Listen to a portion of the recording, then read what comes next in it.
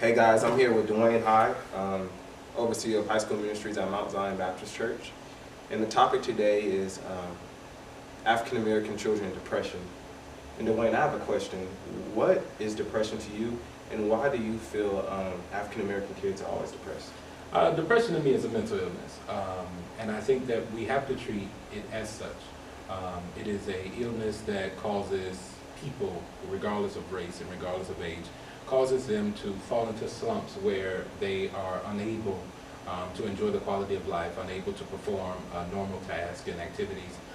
It is something that we overlook, but it's actually the most dominant mental illness that there is. Why do we have depression in our African American youth? I think there's a number of variables that go into it, but I think that the root of it most of the time starts in the home.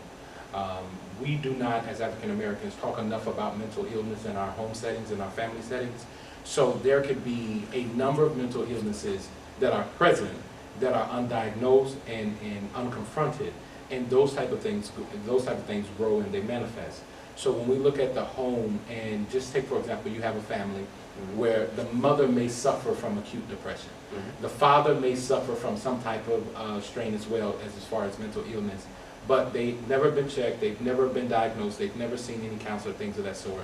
Then mental illness becomes the culture and the nature of which this child is raised up in.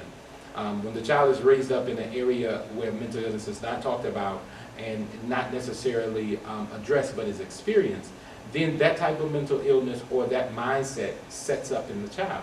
So then children become depressed because generally they have depressed parents. They have parents who are struggling probably financially, or have parents who are struggling with a lot of different issues, maybe personal issues, maybe emotional issues. And the child never is equipped to deal with their own issues, with their own insecurities, with their own deficiencies. And then you look out at a world that seemingly is happy and is progressing, but you're in a house that's depressed and dark. You get what I mean? Yes. So then you live between these two areas of what it should be and what it is, and depression sets up and the child is now stuck. Right. I like that. One of the things we're talking about in the health and wellness class at American Baptist College is how the church sometimes we cover up with everything with prayer. You know, this child has depression and he's suicidal, let's pray about it. Right. And the child never gets help. What do you feel the church can do better to try to bridge that gap between the child and the mental illness and the church? Well, the Bible says faith without works is dead, which basically means we can pray, but if we do nothing, it means nothing, right?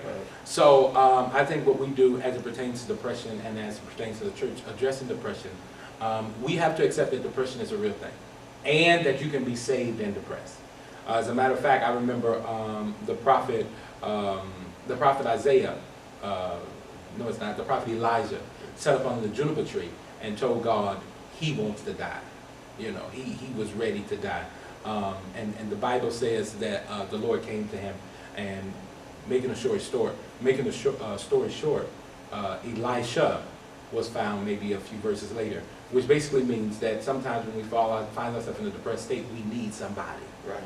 And I think the church should do a better job of making sure that, yes, we do pray for people, yes, we do give people adequate scriptures, but then, yes, there is professional help for that child, for that person who's struggling with depression, and it's not against God to want professional help.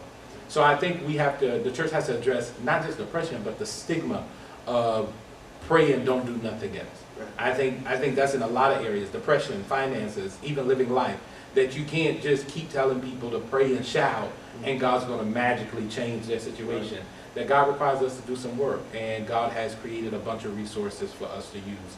So the church should definitely empower people to utilize those resources. All right. I got one last question for you, Dewayne.